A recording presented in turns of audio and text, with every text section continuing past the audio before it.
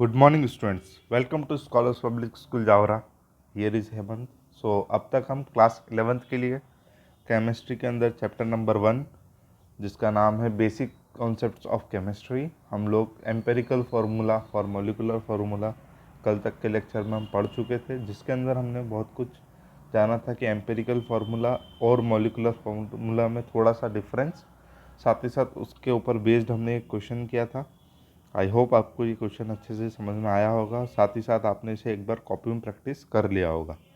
Practice बहुत ही important है हमारे लिए, कारण ये है कि कंटिन्यू ये क्वेश्चन हमारे आगे आएंगे तो हम एग्ज़ाम में इनको ईजीली सॉल्व कर पाएंगे।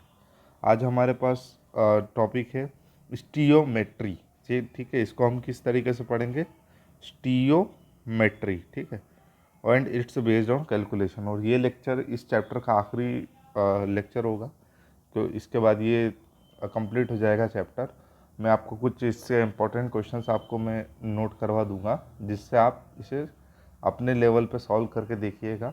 अगर नहीं होता है तो आप डाउट सेक्शन में पूछ सकते हैं, आप जो यूट्यूब पे आप या तो कमेंट में डाल देंगे या आप स्कूल के नंबर पे डाउट डाल देंगे। ठीक है, शुरू करते हैं आज का ये lecture. Word stoichiometry is derived from two Greek word stoicheion and metron. देखिए, मेट्रॉन का मतलब तो हमेशा आप ध्यान रखें, जहाँ मेट्रॉन का मतलब आएगा वहाँ होगा मेज़र, और स्टीचियन का मतलब है एलिमेंट। अब देखिए, होता ये है कि हमेशा से जो ये वर्ड्स बनते हैं, ये हमें या तो लैटिन वर्ड्स मिलते हैं या ग्रीक वर्ड्स मिलते हैं, जितने भी, जैसे केमिस्ट्री इटसेल्फ लैटिन वर्ड। ठीक है, ये जो जहाँ केमिस्ट्री इवॉल्व हुई जिस रीजन में दुनिया के, हम उन्हें क्या बोलते हैं, उस हिसाब से वर्ड हम लेते हैं। तो ग्रीस के अंदर ज़्यादातर इजाद हुआ ये केमिस्ट्री, तो हम ग्रीक वर्ड्स यूज़ करते हैं।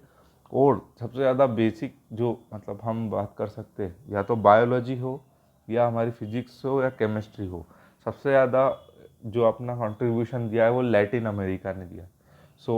लैटिन अमेरिका, जो हम साउथ अमेरिका जिसे बोलते हैं, वहाँ सबसे ज़्यादा इसके शब्द हमें वहाँ से मिलते हैं। ठीक है, तो अगर आपसे कोई पूछता है कि सर लैटिन अमेरिका कहाँ है, तो आप बताएंगे साउथ अमेरिका। ठीक है, इतनी बात।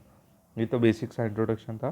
तो स्टीयोमेट्री मतलब एलिमेंट्स को मेज़र करना। देखिए, अभी तक हम क्या कर रहे थे, एलिमेंट्स के मासेस को ले रहे थे, उनके नंबर के हिसाब से हम उन्हें मेज़र कर रहे थे। अब हम इसके बारे में, अब यहाँ पर वॉल्यूम के उसमें भी हम टर्म में बात कर सकते हैं। That stoichiometry deals with calculation of masses, sometime volume of the reactant and products involving in a chemical reaction। अब सर ये reactant and ये क्या होता है product, अभी हम बताएंगे। Before understanding how to calculate amount of reactant required or product produced in a chemical reaction, let us study what information is available from the balanced chemical equation of a given reaction. Let us consider, ठीक है, combustion of methane and ये। ठीक, अब देखिए हमारे पास ये एक क्या है, एक इक्वेशन दे रखी है। अब ये देखिए, ये जो मीथेन यानी कि CH4, इट कंबन्स विथ ऑक्सीजन, क्योंकि आपको पता है कि ऑक्सीजन की रिक्वायरमेंट होती है। आपको प्रोडक्ट क्या निकला? Carbon dioxide plus water. ठीक है, आप ये बात ध्यान रखेंगे। यहाँ पर मैं आपको थोड़ा सा इसको अनडन कर देता हूँ, सॉरी, इसको थोड़ा साफ कर देते हैं। मैं आपको बताना ये चाह रहा था कि प्रोडक्ट और रिएक्टेंट ये क्या होते हैं। देखिए, ये एक क्या है, एक एलिमेंट है, मतलब एक हम मान सकते हैं एलिमेंट है। वो किसके साथ रिएक्ट कर रहा है? किसी और के साथ, और वो क्या कर रहा है, एक नया हमको एलिमेंट प्रोवाइड कर रहा है। यानी कि देखिए, CH4 और O2 ये दोनों जब मिले तब क्या बना? CO2 और H2O। यानी कि ये जो इस पार्ट में है इन्हें हम बोलेंगे रिएक्टेंट्स, और जो इधर के पार्ट को क्या बोलेंगे हम? प्रोडक्ट। जो केमिकल इक्वेशन में अगर आप इस तरीके से देखें, जो लेफ्ट हैंड साइड पे लिखे हुए हैं उन्हें हम क्या बोलेंगे? रिएक्टेंट्स, और जो राइट हैंड साइड पे लिखे हुए हैं उन्हें हम बोलेंगे प्रोडक्ट। ठीक है, इतनी बात अच्छे से समझ में आई। अब इसके अंदर एक और नई चीज़ आती है, law of conservation of mass. आप लोगों ने हमेशा सुना होगा कि mass neither be created nor be destroyed, it can only change into one form to another form. साथ ही साथ एनर्जी के लिए भी हमने यही सुना, energy neither be created nor be destroyed but only it can change into one form to another form.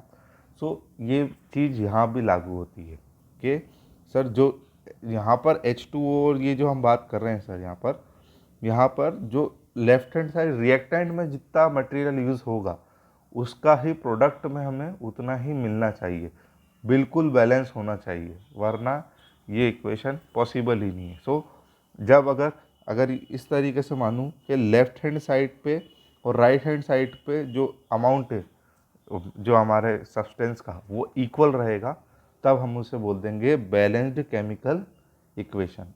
I hope आपको इतनी बात अच्छे से समझ में आई। सो अब देखिए, अब एक मिनट से क्लियर कर लेते हैं हम लोग। तो देखिए, here methane and dioxide are called reactant. तो देखिए ये मीथेन और डाइऑक्साइड क्यों, क्योंकि देखो दो ऑक्सीजन है इसलिए, ठीक है। And carbon dioxide and water are called product, ठीक, ये हमें मिल गए।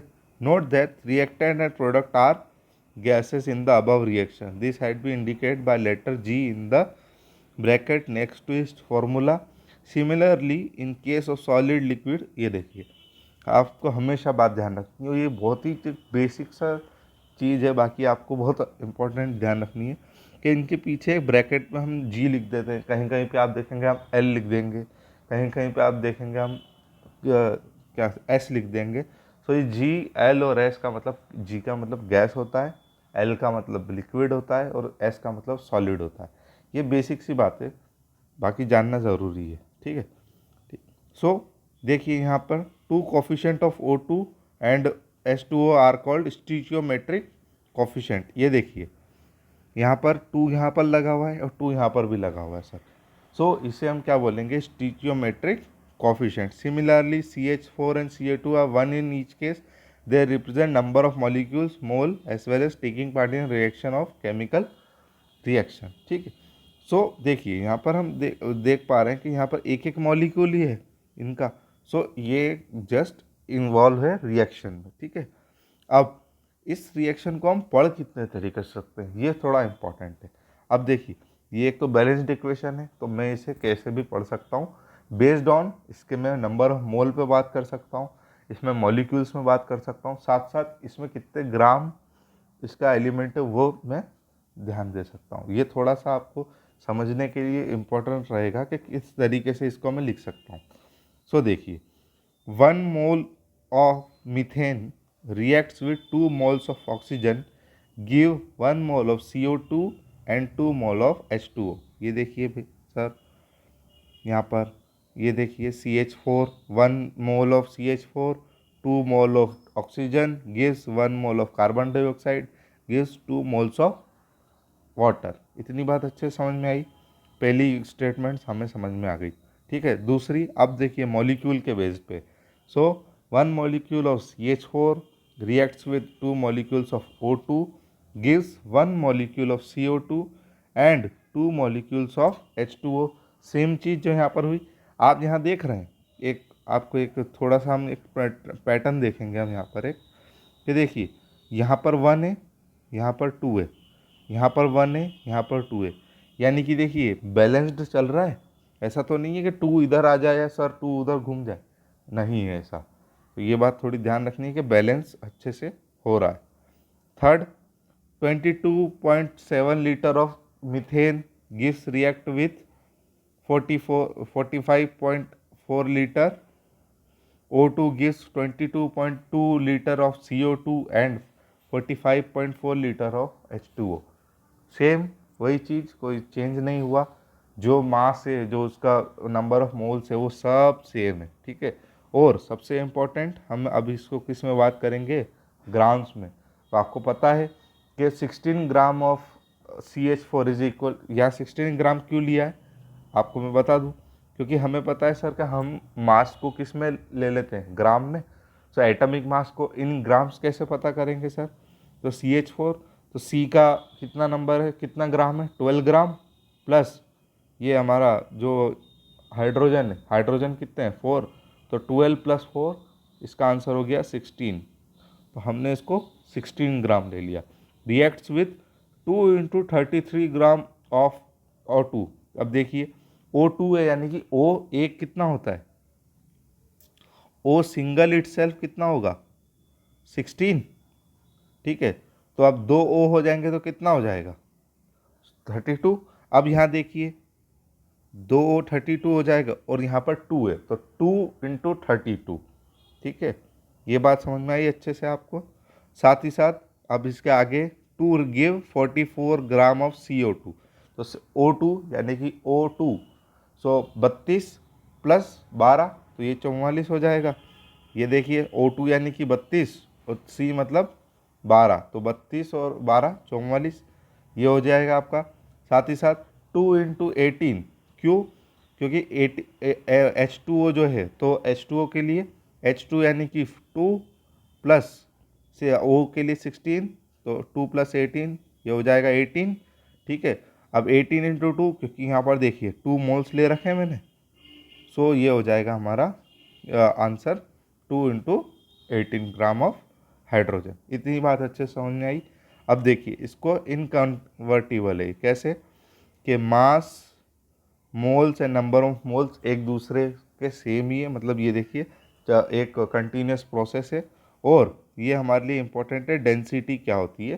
सो डेंसिटी सिंपल सर ये होती है कि मास अपॉन वॉल्यूम, जैसे किसी भी मास के ऊपर वॉल्यूम और उसका मास और वॉल्यूम का प्रोपोर्शन डेंसिटी कहलाता है। सो ये थोड़ा सा हमारे लिए इम्पोर्टेंट रहेगा। अब इसके ऊपर एक न्यूमेरिकल देखते हैं। सो हमारे पास एक न्यूमेरिकल ये रहा, देखिए calculate the amount of water produced by combustion of 16 gram of methane, ठीक है। 16 ग्राम ऑफ मीथेन करनी है आपको, यानी कि CH4 तो है ही सही, मीथेन क्या होता है CH4।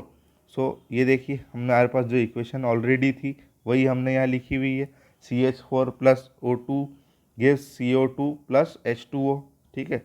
अब देखिए पहली चीज़ हम क्या निकालना है, हमें कंबंशन निकालना है, तो 16 ग्राम ऑफ CH4 कोरस्पॉन्डिंग 1 मोल, हमें ये अच्छे से पता है कि 1 ग्राम मोल ये होगा, ठीक है।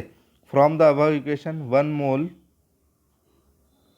From the above equation 1 mole of CH4 gives 2 mole of H2O। ये बात हमें समझ में आ गई सर कि 1 mole of CH4 gives 2 moles of H2O। ये देखिए 1 मोल में ये 2 मोल्स दे दिया।